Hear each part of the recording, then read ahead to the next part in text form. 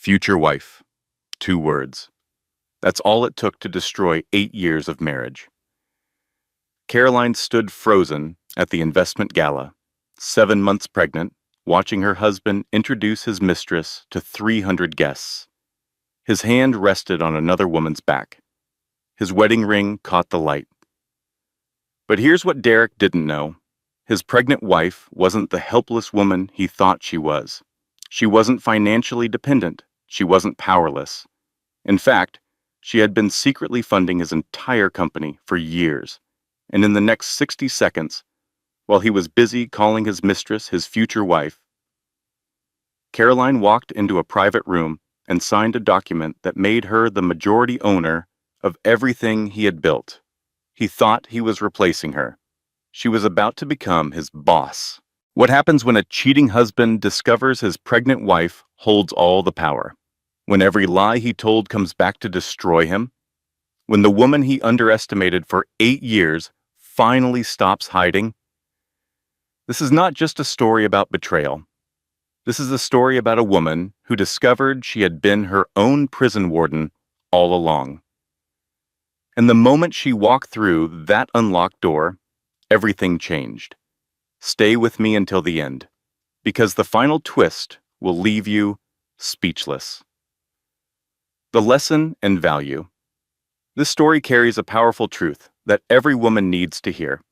Your worth is not determined by how others see you. Your strength is not measured by how small you make yourself to fit into someone else's life. Sometimes the worst moments become the doorways to our greatest transformations. Sometimes betrayal is the gift that sets us free. Caroline spent 8 years hiding her brilliance to make her husband feel bigger. Many of us do the same. We shrink, we accommodate. We forget who we truly are. This story reminds us that the prison door has always been unlocked. We just need the courage to walk through. The meaning of this story is simple, but profound. Never let anyone convince you that you are less than you are. Never trade your authentic self for the illusion of love. And when life forces you to start over, remember that you are not starting from nothing. You are starting from experience. Caroline's journey teaches us that real power comes not from revenge, but from reclaiming our own truth, from building something that cannot be taken away, from becoming the person we were always meant to be, future wife. The words sliced through the champagne chatter like a blade through silk. Caroline Mitchell froze behind the marble pillar, one hand pressed against her 7-month pregnant belly. The other gripped a crystal glass of sparkling water so tightly, her knuckles went white. The autumn gala at Whitfield Capitol hummed with polished laughter and clinking glasses. Crystal chandeliers cast golden light across 300 of Boston's most influential investors. The scent of expensive perfume mingled with fresh flowers. Somewhere, a string quartet played Vivaldi. None of it registered. Caroline's ears rang with those 2 words, future wife, spoken in her husband's voice, that confident, charming voice she had loved for 8 years. Derek Mitchell stood 20 feet away. His hand rested on the lower back of Amber Sinclair, his marketing director, the same hand that had rubbed cocoa butter on Caroline's stretch marks just that morning, the same hand that wore the wedding ring she had saved 3 months' salary to buy. "Everyone, I want you to meet Amber," Derek announced to the small circle of investors. "My future wife."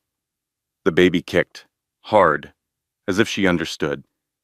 Caroline grabbed the pillar for support. Her legs threatened to give out. The sparkling water in her glass trembled. Amber laughed. That performative, tinkling laugh Caroline had heard at 100 company events. She had always found it annoying. She had never considered it dangerous. "Derek, stop!" Amber playfully swatted his arm. "We're not supposed to announce anything yet. Yet." The word lodged in Caroline's chest like a splinter.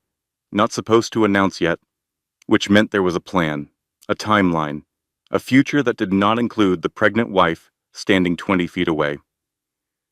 Caroline's mind raced through the past months, the late nights at the office, the weekend conferences, the way Derek's phone always faced down on the table, the new cologne she did not recognize. The signs had been there. She had chosen not to see them. A waiter passed with a tray of champagne. The glasses caught the light and sparkled. Caroline remembered her wedding reception. Derek had given a speech about forever, about building a life together, about the family they would create. She was 7 months pregnant with that family, and he was calling another woman his future wife, Mrs. Mitchell. The voice came from her left, Thomas Whitfield, 62 years old, silver-haired, worth more than Derek's entire company would ever be. Caroline forced herself to breathe, straightened her spine, arranged her face into something resembling composure. "Thomas," she said. Her voice sounded distant, hollow. "I believe we have a meeting scheduled." His eyes were carefully neutral. The private dining room, the paperwork for the Series C investment. Caroline's hand moved to her belly. The baby shifted, settled. In another life, she would have fled, run to the bathroom, called her best friend sobbing, confronted Derek in a scene that would end her marriage and her dignity in one spectacular explosion. But this was not another life. This was the life she had built, carefully, quietly, for 8 years. The life Derek knew nothing about. "Of course, Thomas." Carolyn set down her water glass, smoothed her emerald maternity gown. "Let's not keep the partners waiting." She walked toward the private dining room without looking back at her husband, without giving him the satisfaction of seeing her shatter. Because Caroline Mitchell was not the woman Derek thought he had married. She had never been that woman. The private dining room smelled of leather and old money. Oil paintings lined the walls. A mahogany table stretched across the center, surrounded by 8 leather chairs. Margaret Holloway sat at the head of the table, 58 years old, silver reading glasses perched on her nose, a Mont Blanc pen ready in her hand.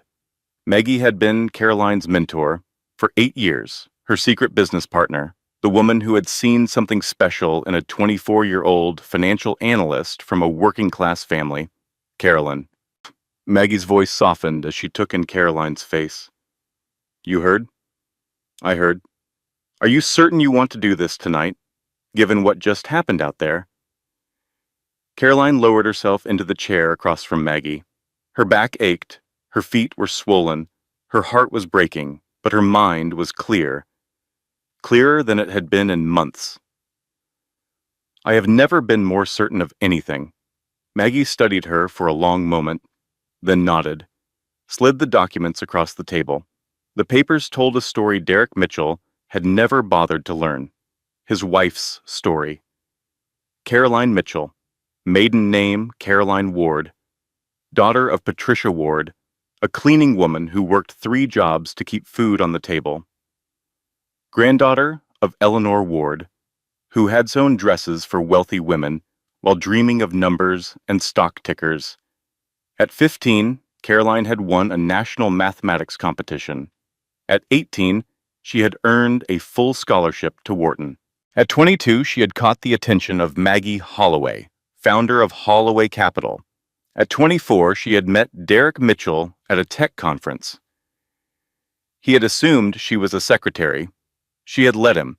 For 8 years, she had let him believe she was less than she was. A supportive wife, a homemaker in training, someone who needed his guidance on financial matters. All while quietly building an investment portfolio worth more than his entire company. The pen felt heavy in Caroline's hand, not from the weight of the metal, from the weight of the choice. This signature would give her 51% controlling interest in Mitchell Technologies. Derek would keep 49%. He would still be CEO, still have his office and his title and his illusion of power. But every major decision would require her approval. Every single one. including the terms of any divorce settlement. Caroline signed her name. The ink gleamed wet against the paper. In the ballroom, she could hear Derek's voice booming about future plans, about the exciting direction of his company, about the woman he planned to spend his life with. He had no idea that his pregnant wife had just become his boss. Seconds. That was all it had taken. Seconds to hear his betrayal. Seconds to sign away his control. Maggie gathered the papers. Her expression was unreadable. "What happens now?" she asked. Caroline stood, placed both hands on her belly, felt her daughter move. "Now I go back to that party. I smile at my husband. I pretend I heard nothing. And tomorrow?" Caroline walked toward the door, paused with her hand on the handle. "Tomorrow, I decide what to do with the rest of my life." She stepped back into the golden light of the gala. The string quartet had switched to Bach. The champagne was still flowing. Derek was still laughing with his future wife. Caroline moved through the crowd like a ghost. She felt nothing, not anger, not sadness, just a strange, hollow calm. This must be what shock felt like, the moment before the pain arrived. Derek spotted her from across the room. For one flickering instant, something like fear crossed his face. Then he smiled, that easy, charming smile she had fallen in love with a decade ago. "Caroline," he crossed to her, kissed her cheek. "There you are. I was wondering where you disappeared to." His cologne washed over her, the new cologne, the one she did not recognize. "I had a meeting," she said. "A meeting? At a party?" "With Thomas Whitfield. Some paperwork for the investment." Derek's eyes lit up. The investment he had been chasing for 18 months. The money he thought would save his company. And? How did it go? Did they give any indication? "It's done," Caroline said. "Done? What do you mean done?" "The Series C investment. It closed tonight." Derek stared at her. His mouth opened, closed, opened again. "That's incredible." He pulled her into a hug. "Caroline, that's incredible news. Why didn't you come find me immediately? We should celebrate." Over his shoulder, Caroline saw Amber watching from across the room. The woman he planned to marry. The woman who thought she would inherit everything Caroline had helped build. "I'm tired," Caroline said. "The baby's been active all night. I think I should go home." Of course, of course." Derek was already pulling out his phone. "Let me just say a few goodbyes. I'll meet you at the car." He kissed her cheek again, that casual, distracted kiss he had given her 1,000 times. Then he was gone, back to the crowd, back to the people who mattered. Caroline stood alone in the middle of the gala, surrounded by golden light and expensive perfume and 300 strangers. Her hand moved to her belly. "It's going to be okay," she whispered. "Mommy's going to make sure it's okay." The baby kicked once, softly, as if she believed her. The drive home took 43 minutes. Derek talked the entire time, about the investment, about what it meant for the company, about the expansion plans he had been working on for months, about the new office space, the additional hires, the product launches that would change everything. Caroline sat in the passenger seat and watched the city lights blur past. She made appropriate sounds at appropriate intervals, nodded when nodding seemed expected. She wondered when she had become so good at pretending. Their house sat at the end of a tree-lined street in Newton, a 4-bedroom colonial with a wraparound porch, the house where they were supposed to raise their daughter, the house Derek had promised would be filled with love and laughter and family dinners. Caroline climbed the stairs slowly. Her back ached. Her heart ached worse. "I'll be up in a few minutes," Derek called from downstairs. "Just need to send some emails about the investment." "Take your time." She heard his office door close. Heard the familiar sound of him settling into his chair, the click of his keyboard. Was he emailing investors? Or was he texting Amber? Caroline sat on the edge of their bed, the bed they had picked out together 3 years ago, the bed where her daughter had been conceived. She pulled out her phone, scrolled to her favorites, hit the number she knew by heart. Brooke answered on the second ring. Caroline? It's 11:30. Is everything okay? Brooke Callahan, best friend since college, maid of honor at her wedding, one of the best divorce attorneys in Massachusetts. No, Caroline said. Nothing is okay. She told Brooke everything. The gala, the words, the signature, the way Derek was downstairs right now, probably texting the woman he planned to replace her with. Brooke listened without interrupting. That was one of the things Caroline loved about her. She knew when to talk and when to listen. 2 things, Brooke said when Caroline finished. First, I'm so sorry. I know that doesn't help, but I'm so sorry. What's the second thing? I need to tell you something. Something I should have told you months ago. Caroline's stomach dropped. What? I've known about Amber. Not the affair, specifically, but the rumors. They've been circulating for over a year. I kept telling myself it was just gossip. That Derek wouldn't be stupid enough to cheat on you. How long, Brooke? How long have people been talking? Silence. Then, since before you got pregnant. The words hit like a physical blow. Caroline doubled over, pressed her forehead to her knees. Caroline, are you there? I'm here. There's more. I did some digging after the first rumors started. The affair has been going on for at least 2 years, maybe longer. 2 years. Before the pregnancy, before the nursery they had painted together, before the baby names that they had debated for hours. He planned this baby, Caroline whispered, to keep me compliant. We don't know that for certain, don't we? Brooke was quiet. The silence was answer enough. I'm filing for divorce, Caroline said. Tomorrow. As your attorney, I need to advise you to take some time. Think this through. Make sure you're making decisions from a clear head, not from shock. And as my best friend? As your best friend, I'll have the papers ready by 9 a.m.? Caroline ended the call, set down her phone, stared at the wall. The nursery was next door, soft yellow walls, white furniture, the crib they had assembled together on a Sunday afternoon, laughing at the incomprehensible instructions. Derek had been so excited that day, or so she had thought. Had he been texting Amber between reading instruction panels? Had he been thinking about his future wife while building a crib for the daughter he would leave behind? Caroline walked to the nursery, stood in the doorway, breathed in the scent of fresh paint and new fabric. I let him underestimate me, she said to the empty room.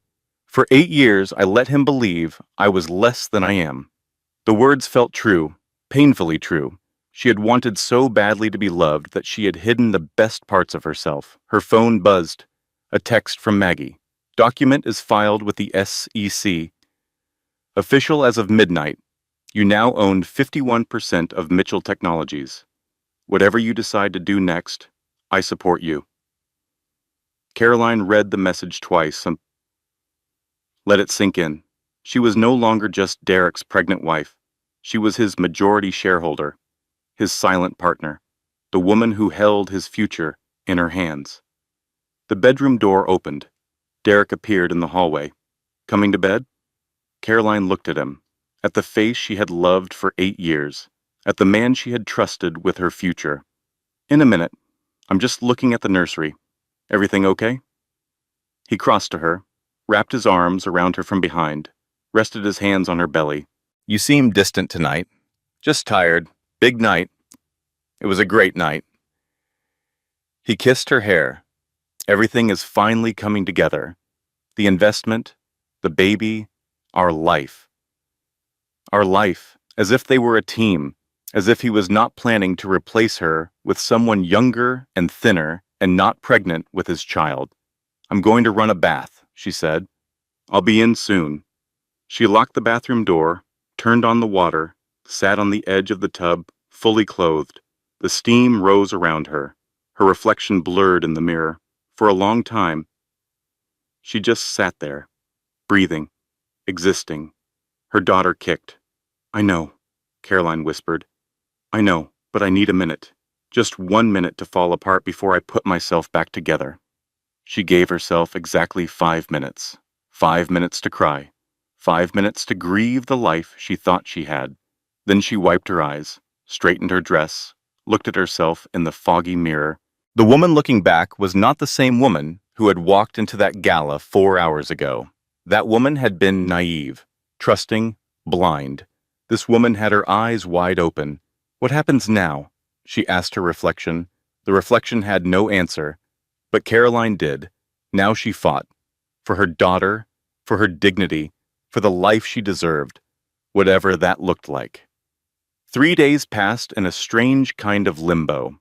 Caroline went through the motions of normal life, made breakfast, attended her prenatal appointment, answered emails, pretended everything was fine. Derek noticed nothing. He was too busy celebrating the investment, too busy planning expansions and new hires and product launches, too busy texting on his phone at all hours. On the fourth morning, Caroline drove to her mother's house in Pennsylvania.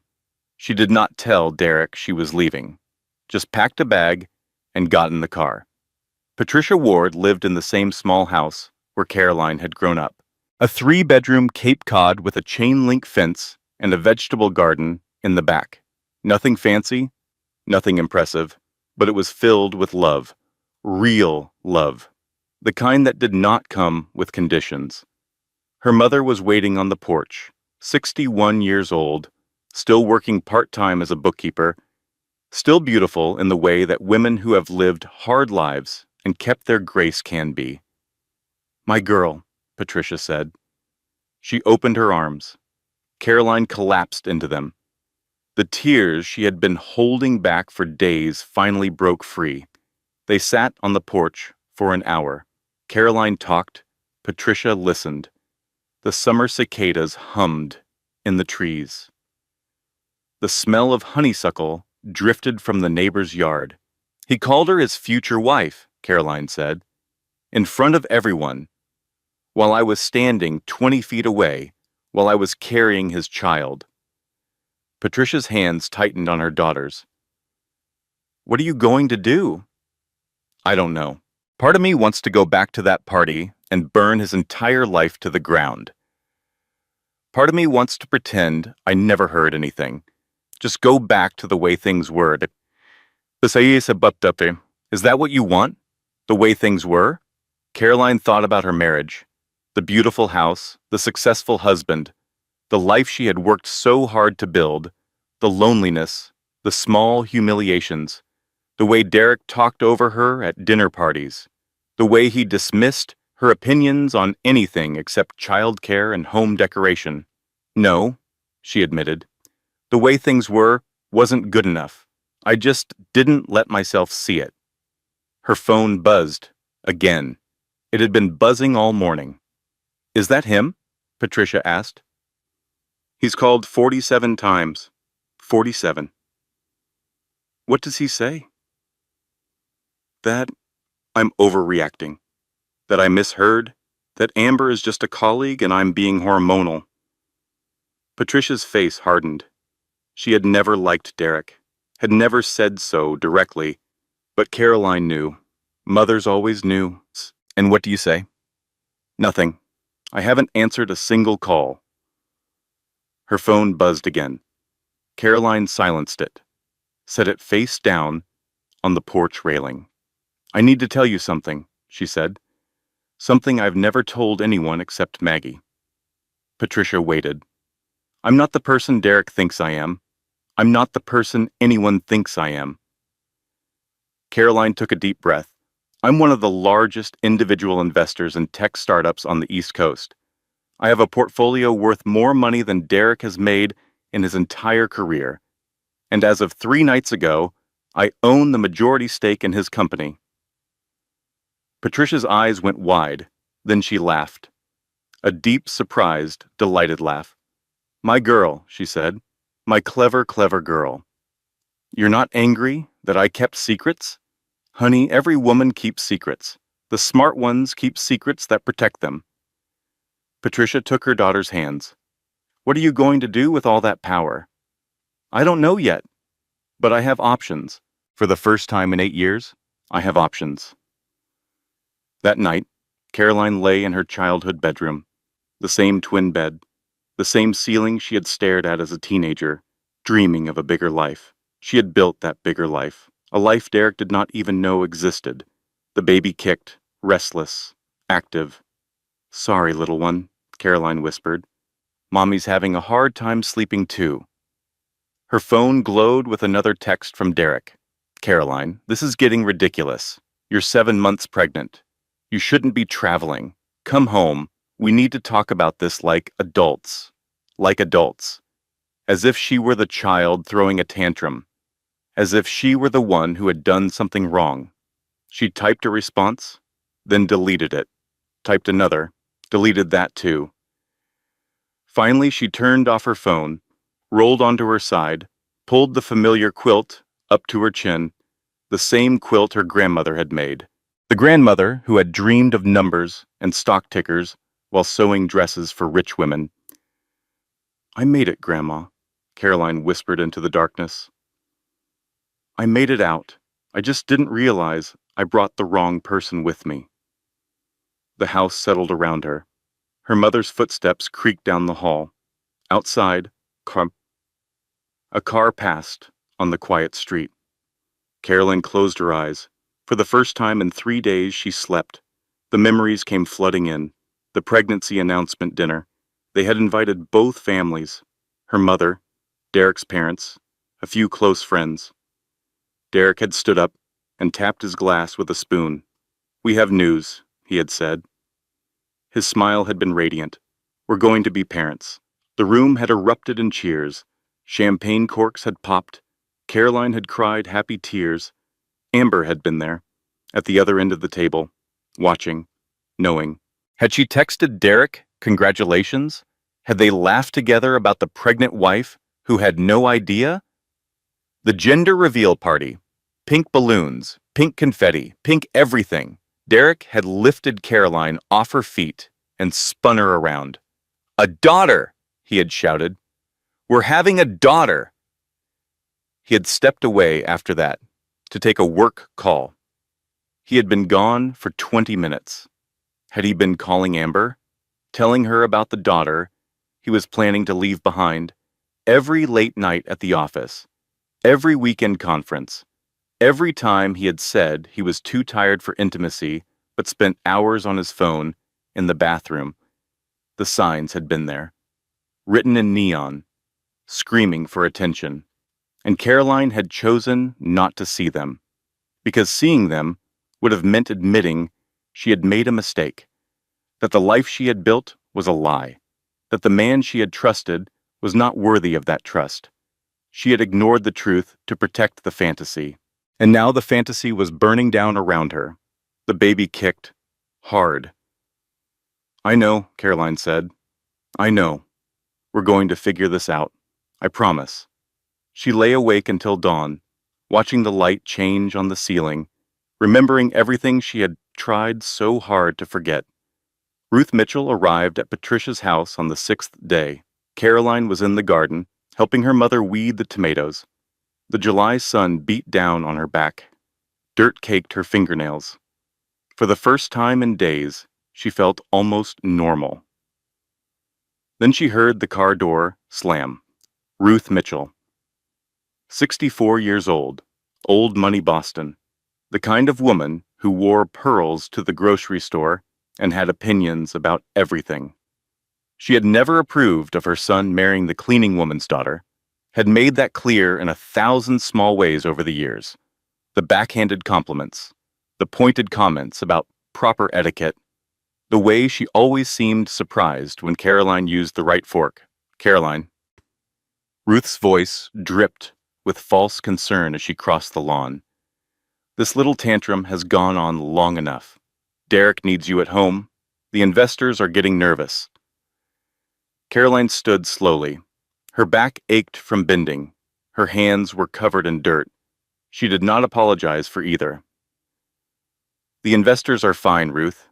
You don't know anything about investors. Caroline almost laughed. Almost. She had made more money on a single investment than Ruth had inherited in her entire life. Actually, I know quite a lot. Ruth's carefully maintained composure flickered. Derek told me everything. You're having some kind of pregnancy psychosis, imagining affairs, making accusations. He's trying to protect you from embarrassing yourself further. Pregnancy psychosis. Caroline wiped her hands on her gardening gloves. That's what he's calling it. He's being very understanding about the whole thing. Most husbands would not be so patient with this kind of behavior. Patricia appeared at Caroline's side. Her mother's face was calm, but her eyes were dangerous. Mrs. Mitchell, Patricia said, I think you should leave. Ruth ignored her, kept her eyes fixed on Caroline. Derek loves you. Whatever you think you heard at that party was clearly a misunderstanding. Come home, get some rest, let this whole unpleasantness blow over. Did he tell you everything, Ruth? Caroline's voice was steady. Did he tell you that 2 years ago, while you were helping plan our wedding, he was sleeping with his marketing director? That's a lie. Did he tell you that the baby I'm carrying was conceived specifically to trap me in a marriage he was already planning to leave? How dare you? Did he tell you, Caroline's voice dropped to something cold and hard, that as of 6 nights ago, I own the majority stake in his company? Silence. The kind that precedes an earthquake. Ruth's face cycled through emotions. Disbelief, calculation, fear. That's impossible, she said.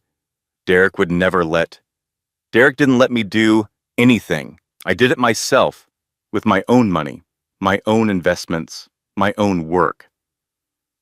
Caroline stepped closer, close enough to see the sweat beading on Ruth's upper lip. Your son underestimated me, just like you've underestimated me for 8 years. And now I own his future. Ruth took a step back. Her heel caught in the grass. She stumbled, caught herself on the garden fence wall. This isn't over, she said. Derek will fight this. Our lawyers? Your lawyers can try. Caroline smiled. It was not a kind smile. I have very good lawyers too, and unlike Derek, I actually know how to read a contract. Ruth turned and walked back to her car. Her steps were unsteady. Her back was rigid with humiliation. The car peeled out of the driveway. Gravel sprayed against the fence. Patricia watched until it disappeared around the corner. Then she turned to her daughter. That felt good, she said. It did. Caroline nodded slowly. It really did. She had spent 8 years biting her tongue, 8 years being the perfect daughter-in-law. 8 years pretending Ruth's comments didn't hurt. No more pretending. That night, the phone calls stopped coming from Derek's number. They started coming from his lawyer's office instead. Brooke intercepted them all. They're claiming the investment signature was obtained under duress, she reported. That you are having a mental breakdown, that you manipulated your way into the deal. That's ridiculous. Of course it is, but they're going to try. They're going to paint you as an unstable pregnant woman who can't be trusted with business decisions. Caroline's hand found her belly. The baby kicked, strong, insistent. Let them try. The battle lines were drawn. The war was just beginning. But for the first time since that gala, Caroline felt ready to fight. The news broke on the 7th day. Caroline was eating breakfast at her mother's kitchen table when Brooke called. Her voice was tight, controlled. Someone leaked to the press. Check TechCrunch. Now. Caroline opened her laptop. The headline screamed at her. Mitchell Tech CEO's wife claims majority stake. A mid-affair scandal. The article was brutal. Quotes from anonymous sources, speculation about mental instability, a photo of Caroline from the gala, looking tired and pregnant and overwhelmed. They had framed her as the crazy wife, the hormonal woman who couldn't accept that her husband had moved on. Within hours, the story was everywhere. Tech blogs, gossip sites, local news, national news. The comment sections filled with opinions. She's obviously faking for money. Another gold digger destroying a successful man. Who gets their husband's company in a divorce? Sketchy as hell. Pregnancy makes women crazy. Everyone knows that. Caroline read every comment, cataloged every insult. Let the hatred wash over Sapo. Then she closed the laptop, set it aside, walked into the backyard. The tomato plants were heavy with fruit, red and ripe and ready. Her mother had tended this garden for 30 years. Through drought and storm and heartbreak, plants did not care about public opinion. They just grew. They just survived. Caroline picked a tomato, bit into it, let the juice run down her chin. The baby kicked, as if in approval. We're going to survive this too, Caroline whispered. I promise. Derek released a statement that afternoon. My wife is experiencing pregnancy-related mental health challenges. Our family asks for privacy during this difficult time. Pregnancy-related mental health challenges. 5 words that erased everything she had accomplished. Everything she had built. He was framing her as insane before she could speak a single word in her own defense. Brooke called again. We need to respond, publicly. Get ahead of this narrative. No, Caroline, he's destroying your reputation. You have to fight back. Not yet. Caroline watched a cardinal land on the tomato cage, red against green. Beautiful. Let him think he's winning. Let him get comfortable. What are you planning? I'm planning to give him enough rope to hang himself. 3 days later, Ruth Mitchell appeared on a local news segment, defending her son, attacking her daughter-in-law. Caroline has always been unstable. I tried to warn Derek before the wedding, but he loved her too much to see the truth. The reporter nodded sympathetically, asked leading questions, let Ruth paint a picture of a troubled woman who had deceived a good man. Caroline watched the segment on her mother's couch. Patricia sat beside her, seething. That lying witch, Patricia muttered. I have half a mind to call that station myself. Don't, Caroline kept her voice calm. Everything she says will be used against them later. Let her talk. You're being too patient. I've been patient for 8 years, Mama. A few more days won't hurt. Her phone buzzed. A text from an unknown number. I need to talk to you, alone. It's Kevin Marsh. I have information you need. Kevin Marsh, Derek's business partner, the nervous man who always seemed afraid of his own shadow.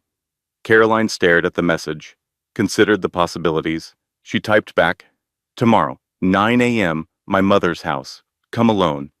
Kevin arrived at 8:50. His car was dusty from the drive. His eyes were red from lack of sleep. He held a flash drive in his shaking hand.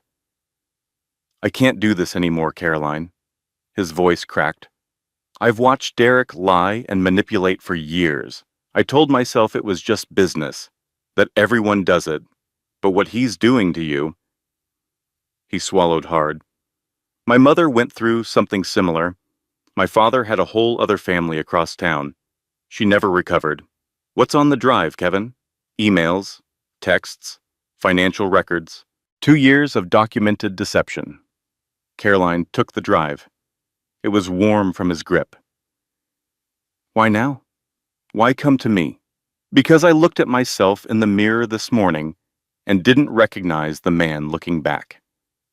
Kevin's eyes filled with tears. Derek was my best friend. I thought I knew him, but the things he's done to you, the way he talks about you when you're not around.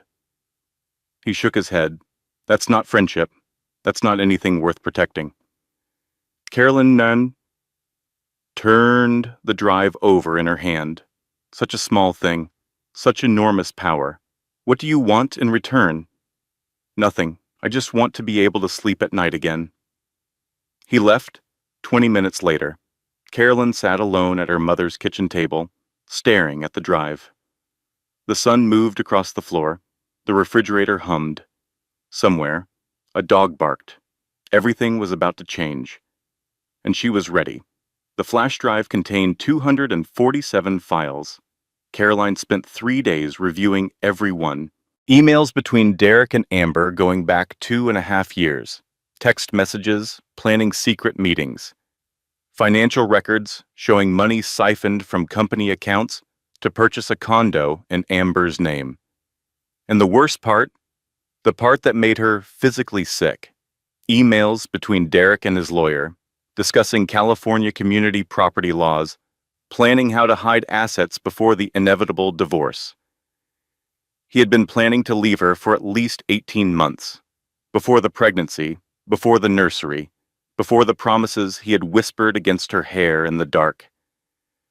The baby had been a delay tactic, a way to keep Caroline compliant while he moved chess pieces into position. She had been played, completely and utterly played. Caroline called Brooke.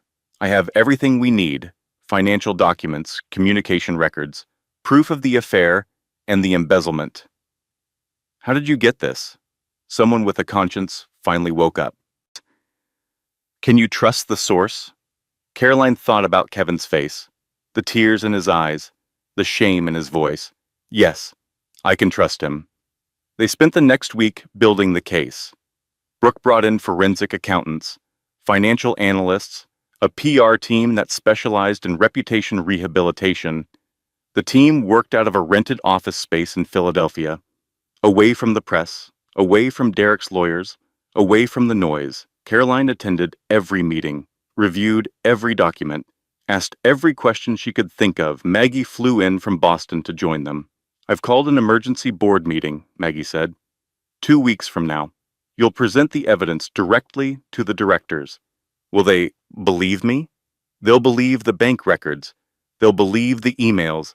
They'll believe the paper trail Derek was too arrogant to hide. Caroline nodded, set her hand on her belly. The baby kicked. I'm scared, she admitted. Not of losing, of winning, of what comes after. Maggie took her hand, squeezed tight.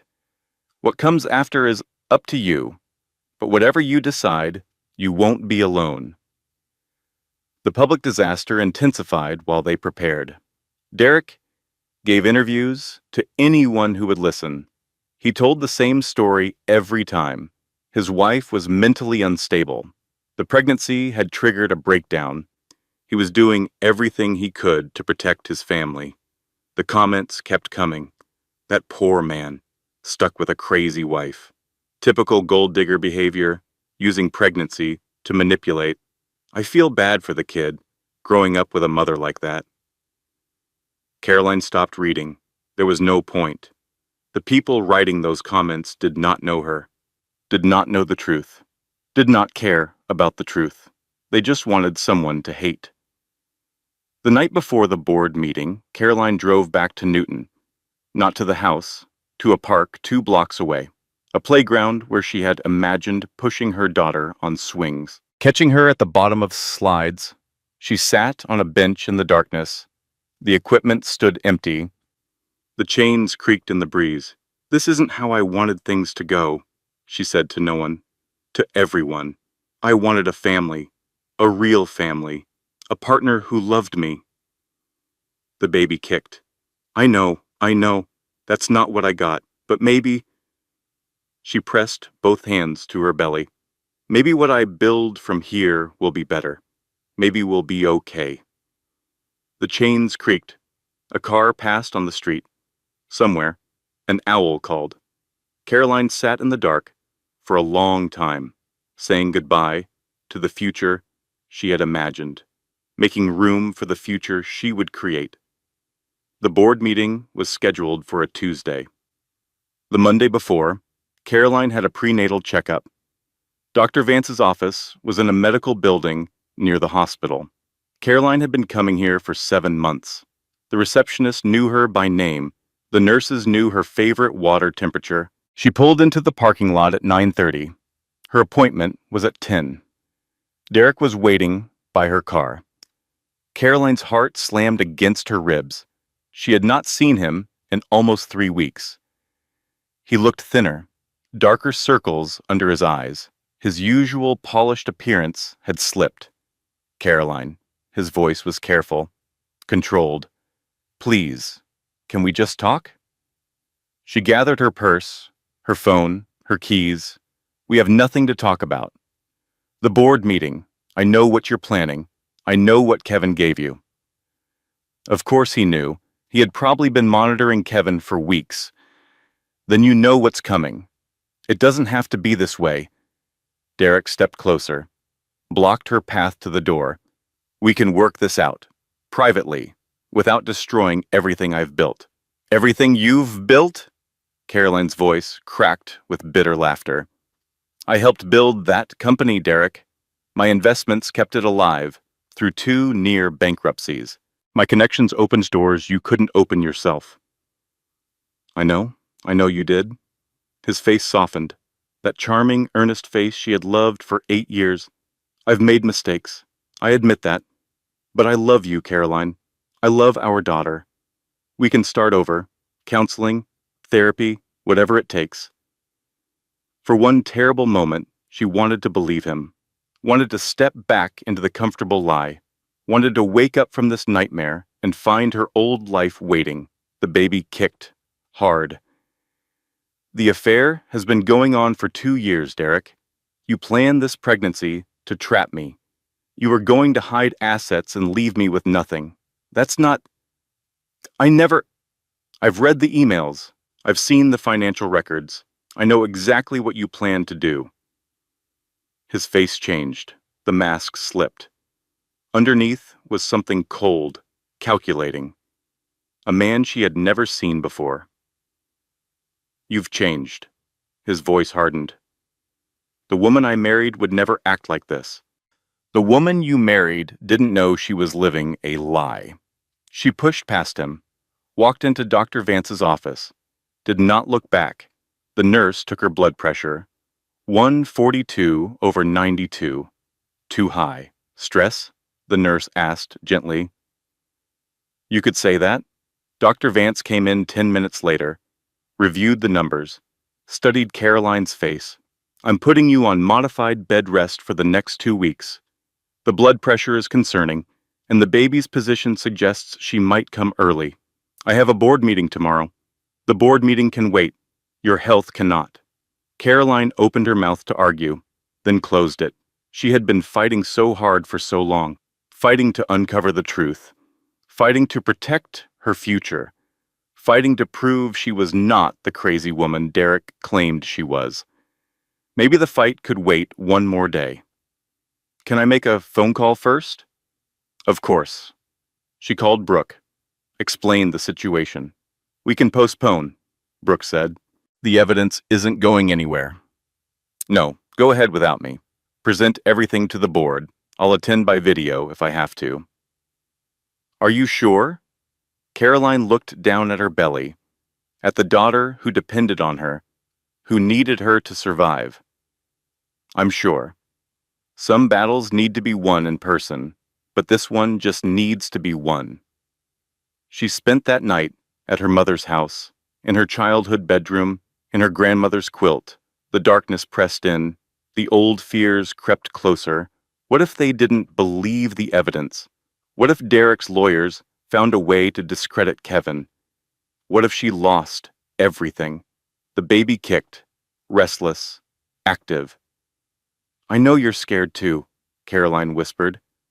I know this isn't the family I promised you, but I'm going to protect you, no matter what happens tomorrow. I'm going to protect you. She lay awake until 3 in the morning, watching shadows move across the ceiling, remembering every choice that had brought her to this moment, every time she had stayed silent when she should have spoken, every time she had pretended not to see what was right in front of her. Every time she had chosen comfort over truth. No more. No more pretending. No more silence. Whatever happened tomorrow, she would face it with her eyes open. She finally fell asleep as the first light of dawn crept through the curtains. The board meeting started at 10 a.m. Eastern Time. Caroline watched on her laptop from her mother's couch. Her feet were elevated. Her blood pressure monitor sat on the coffee table. Her mother hovered nearby, pretending not to hover. The Mitchell Technologies boardroom filled the screen, 12 leather chairs around an oval table, oil paintings on the walls, Derek's portrait prominently displayed. Brooke sat at the head of the table, calm, professional, deadly. Derek sat across from her. His lawyers flanked him like bodyguards. His face was carefully blank. "Thank you all for coming on short notice," Brooke began. "I represent Caroline Mitchell, majority shareholder of Mitchell Technologies. We have evidence of significant financial improprieties that require immediate board attention." The presentation lasted 2 hours. The emails, the financial records, the hidden accounts, the condo purchased with company funds, the plans to manipulate asset division before divorce proceedings, document after document, email after email, a paper trail of deception and theft. Derek's lawyers objected constantly, threatened legal action, demanded the presentation be stopped. The board members listened, reviewed, whispered to each other. When Brooke finished, the room was silent. Thomas Whitfield spoke first. His voice was grave. "Mr. Mitchell, do you have any response to these allegations?" Derek stood. His face was red. His hands were shaking. "This is a witch hunt. My wife is mentally unstable. She's manipulated these documents. The documents are independently verified." Brooke's voice cut through his denial. "We have forensic accountants who can confirm their authenticity. We have the original sources willing to testify." "Kevin." Derek's voice dripped with contempt. "You're trusting Kevin? He's been bitter since I passed him over for a promotion 2 years ago." "We're trusting the evidence, Mr. Mitchell, not the source." The board called a vote, 7-2 in favor of removing Derek Mitchell as CEO pending a full financial audit. Caroline watched her husband's face collapse on the screen, watched him realize that the game was over, watched him understand that he had lost. She felt nothing, not triumph, not joy, not even satisfaction, just relief. Like a weight she had been carrying for years had finally been lifted. Derek stormed out of the meeting. The video feed showed him pushing past his lawyers, slamming the door behind him. Brooke looked into the camera, smiled. "It's done," she said. Caroline leaned back against the couch cushions, set her hand on her belly. "It's done, baby girl. We did it." The baby kicked once, softly, as if in acknowledgement. Her mother appeared with a cup of chamomile tea, set it on the coffee table, sat down beside her. "How do you feel?" "Tired," Caroline admitted. "Relieved? Sad?" "Sad? Why sad?"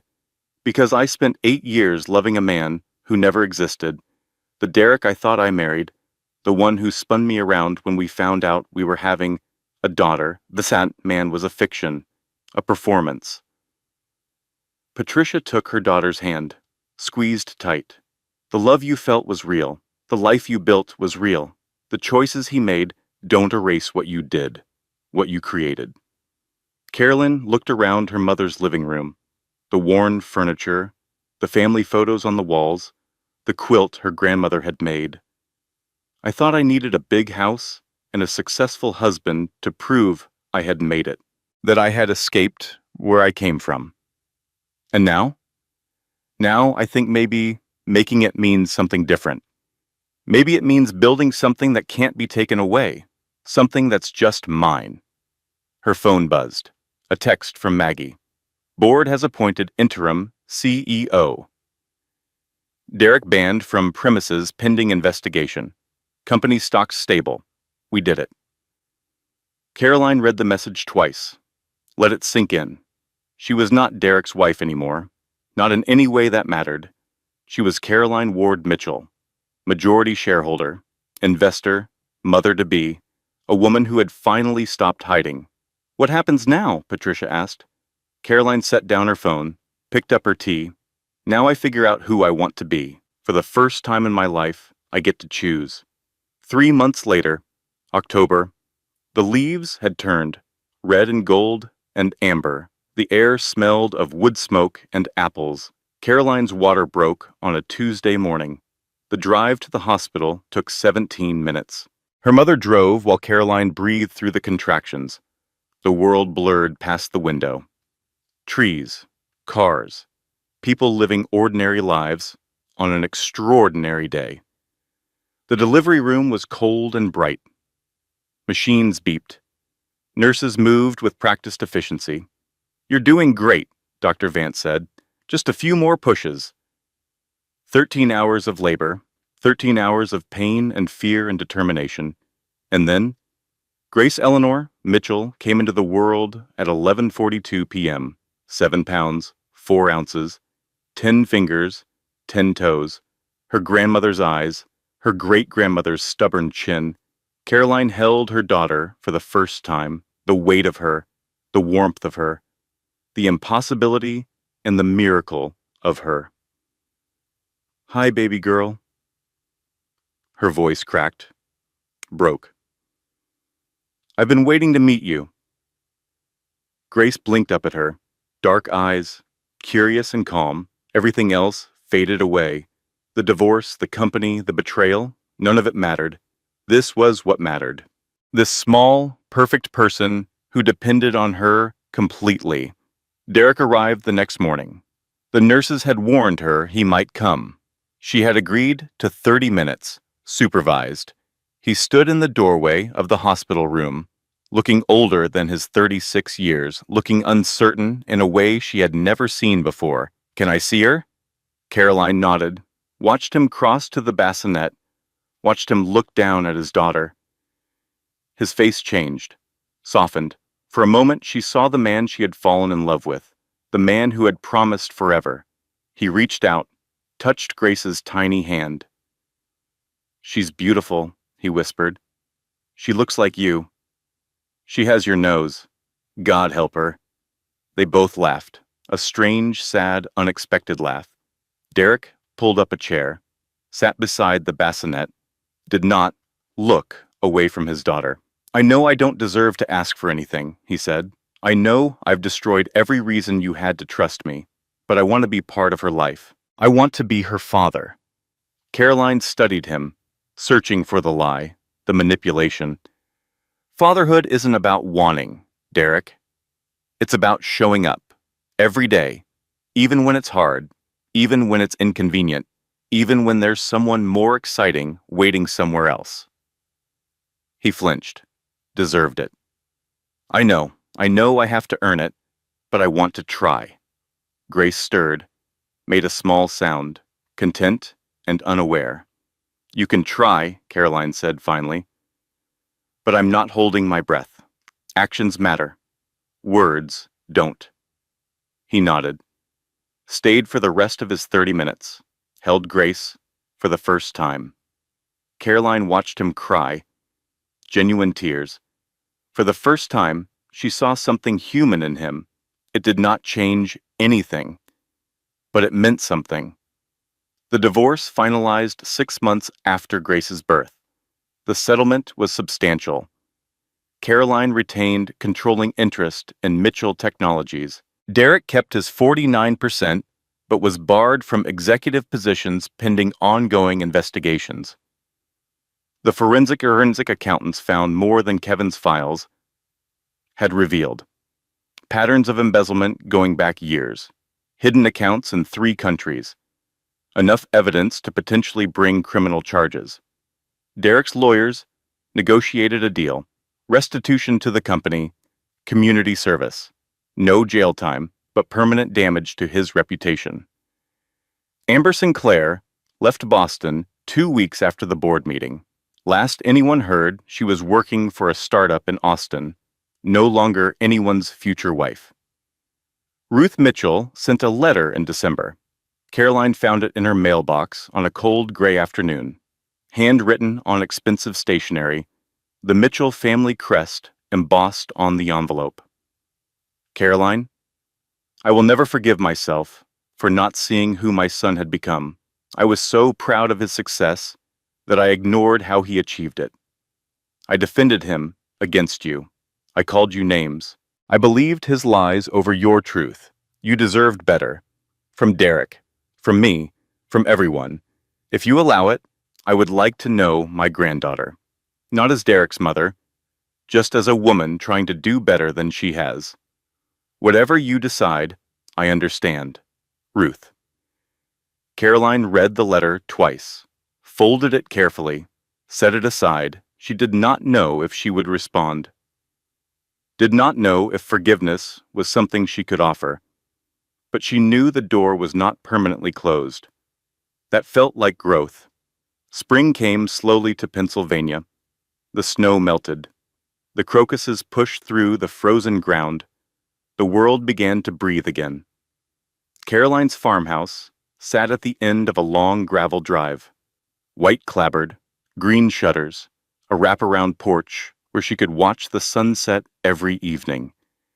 She had bought it 3 months after Grace was born, close enough to Philadelphia for business, close enough to her mother for Sunday dinners, far enough from Boston to feel like a fresh start. Grace was 9 months old now, crawling everywhere, getting into everything, filling every room with noise and chaos and joy. Caroline sat on the porch swing, watching the sun sink below the hills. Grace played on a blanket at her feet, attacking a stuffed elephant with passionate concentration. The baby monitor sat on the railing, turned off. No more sleepless nights.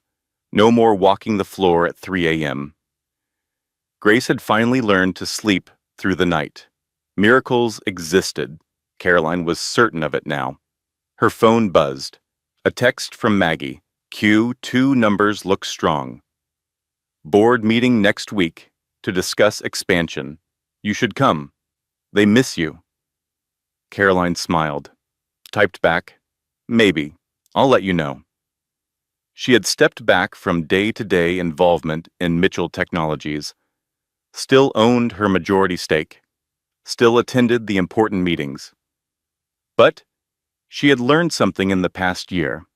Power was not about control. It was about choice.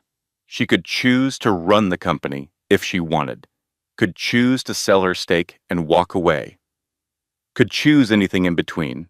The freedom was intoxicating. Grace made a triumphant sound. She had conquered the elephant. It lay vanquished beneath her tiny hands. Good job, baby girl. Caroline leaned down, kissed her daughter's head. You showed that elephant who's boss. Grace looked up at her, those dark eyes, curious and bright. Ma, she said, her first word, 2 weeks ago. Caroline had cried for an hour. Ma's here. Ma's always going to be here. The sunset painted the sky in shades of pink and gold. The air smelled of new grass and coming rain. Somewhere, a bird sang. Caroline thought about the woman who had stood behind that marble pillar 14 months ago. Frozen with shock, certain her life was over. That woman had been wrong. Her life had not ended. It had finally, fully begun. The prison door had been unlocked all along. She had been her own warden. It had taken betrayal to set her free, heartbreak to find her strength, loss to discover what she truly wanted. Not the big house, not the successful husband, not the life that looked good from the outside. This quiet porch. This peaceful evening. This daughter who carried her eyes and her grandmother's stubbornness. This was enough. This was more than enough. Let me tell you a story, Caroline said softly. Grace looked up, attentive. Once upon a time, there was a woman, who thought she needed someone else to feel complete. She spent years pretending to be smaller than she was, years hiding her light so someone else could feel like the sun. Grace reached up, touched her mother's face. And then one day, she heard something terrible, something that broke her heart into a million pieces. She thought it was the worst moment of her life. The wind stirred the trees. The swing creaked gently. But it wasn't the worst moment. It was the beginning of everything real, everything true, everything that mattered. Grace yawned. Her eyes started to droop. She learned that the prison door had been unlocked all along, that she had been her own warden, and when she finally walked through that door, Caroline's voice caught. When she finally walked through, she found something she never expected. What? A voice from behind her. Patricia, emerging onto the porch with 2 glasses of lemonade. Caroline smiled, took the offered glass. She found herself, the real her, the one she had been hiding for so long. Patricia sat down beside her, watched her granddaughter fight sleep. That's a good ending. It's not an ending. Carolyn leaned her head against her mother's shoulder. It's just the beginning. The sun disappeared below the horizon. The first stars emerged. Grace fell asleep on her blanket, one hand still clutching the defeated elephant. Everything was quiet. Everything was peaceful. Everything was finally, beautifully beginning. Derek came for his monthly visit the following weekend. He arrived on time, brought appropriate gifts, said appropriate things. He had been attending therapy, working on what his counselor called his issues with vulnerability and intimacy, trying to become the father he had never been the husband. Caroline let him hold Grace while she made coffee, watched them together through the kitchen window. He was trying, she could see that. Whether trying would be enough remained to be seen. She's getting so big, Derek said when she returned. I feel like I miss everything. You're welcome more often. The custody agreement is flexible. I know, He looked down at his daughter, at the person he had almost lost entirely. I'm afraid of messing up again, of being the father my father was. Then don't be. It's not that simple. It's exactly that simple. Caroline sat across from him, held her coffee with both hands. You make a choice every single day, to show up or not, to be present or not, to put her first or not. Derek nodded, studied Grace's face. I don't deserve your patience after everything I did. No, you don't. Carolyn's voice was matter-of-fact. But this isn't about you. It's about her. She deserves a father who tries. Even if that father failed her mother completely. I'm sorry.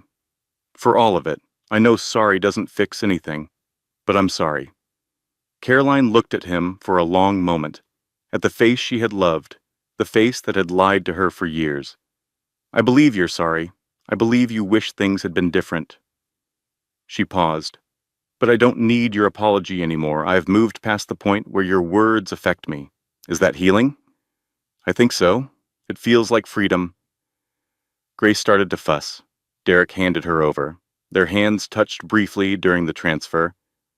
Nothing, no spark, no pain. Just 2 people connected by a child, nothing more. Derek left an hour later. Promised to come back in 2 weeks. Got in his car and drove away. Caroline stood on the porch, watching until his taillights disappeared around the curve. What do you think, baby girl? She asked Grace. Is your daddy going to figure it out? Grace blew a raspberry. Her opinion on the matter was unclear. Yeah, I guess we'll see. The months passed. Seasons changed. Grace learned to walk, then run, then climb everything in sight. Caroline attended board meetings, made investment decisions, built something lasting from the ruins of her marriage. The money grew. The company thrived. The name Mitchell Technologies became synonymous with innovation and integrity. Ironic, really. Derek's greatest legacy would be the company his ex-wife transformed after he was gone. On Grace's first birthday, they threw a party at the farmhouse. Patricia made a cake from scratch. Brooke brought champagne. Maggie flew in from Boston. Kevin came too. He had testified in the financial investigation, lost friends, gained something harder to define. I never thanked you properly, Caroline told him. What you did took courage. It took too long, Kevin said. I should have come to you years ago. You came when it mattered. That's what counts. Grace sat in her high chair, covered in frosting, utterly delighted with life. This was Caroline's family now, not the one she had imagined, not the one she had planned. Something better, something real. Ruth Mitchell sent a gift, a silver rattle that had belonged to Derek's grandmother, a note that said simply, "For Grace, with hope." Caroline put the rattle in Grace's room, put the note in a box with the other letters Ruth had sent.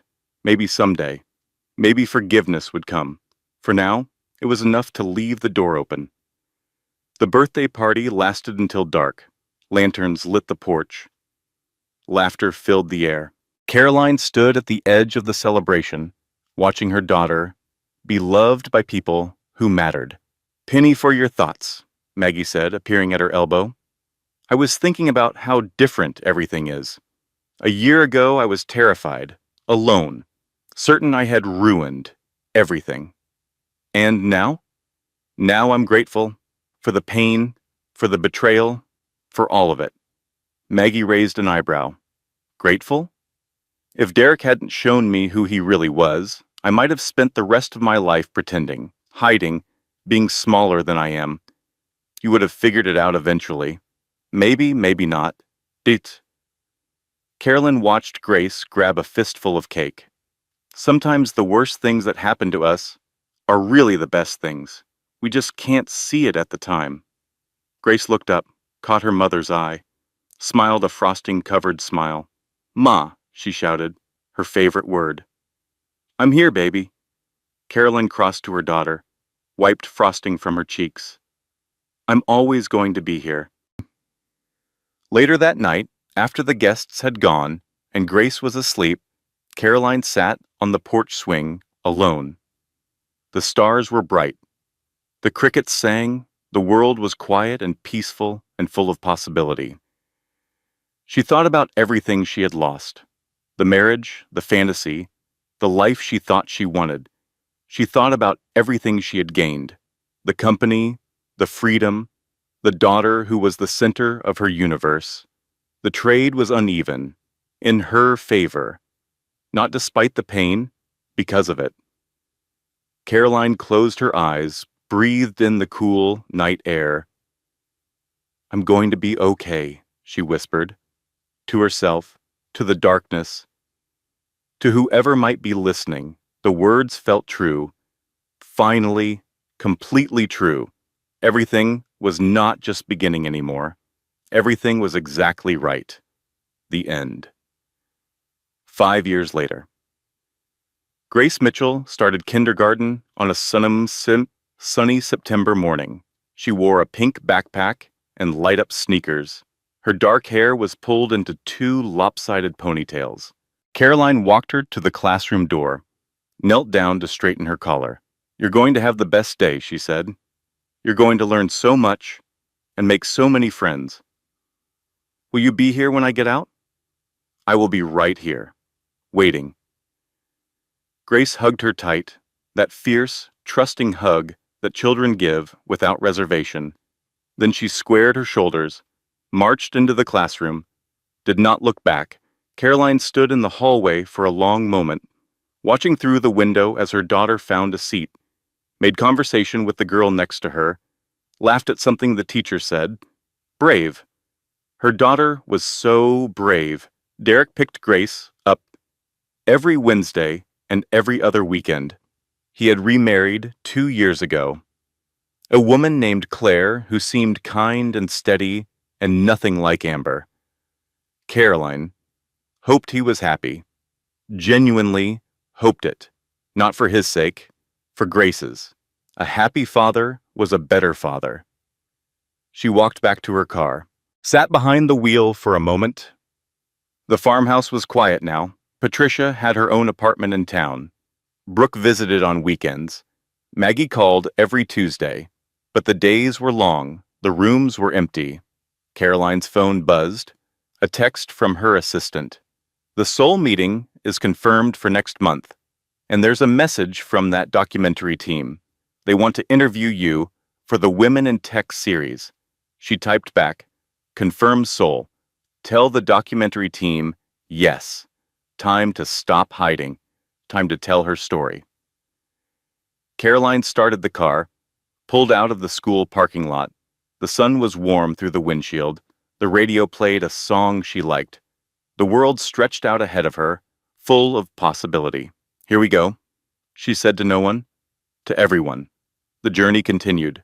If this story touched your heart, if Caroline's journey reminded you of your own strength, I would be so grateful if you could hit that like button.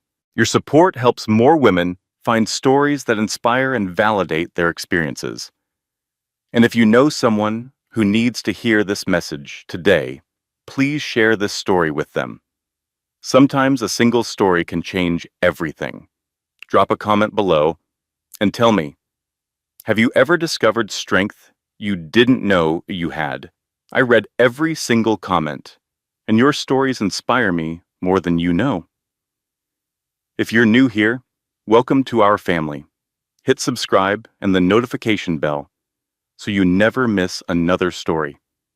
We share powerful narratives of women who overcome, rebuild, and rise stronger than before. Thank you for being here. Thank you for listening until the end. Your time means everything to me. Closing statement. This content has been carefully researched, developed, and manually edited by our team. Every story we create is crafted with intention, designed to bring meaningful lessons and emotional value to our audience. We believe that stories have the power to heal, inspire, and transform. Our mission is to create content that validates your experiences, honors your struggles, and celebrates your strength. Thank you for trusting us with your time. Until next time, remember, the door has always been unlocked. You just have to walk through.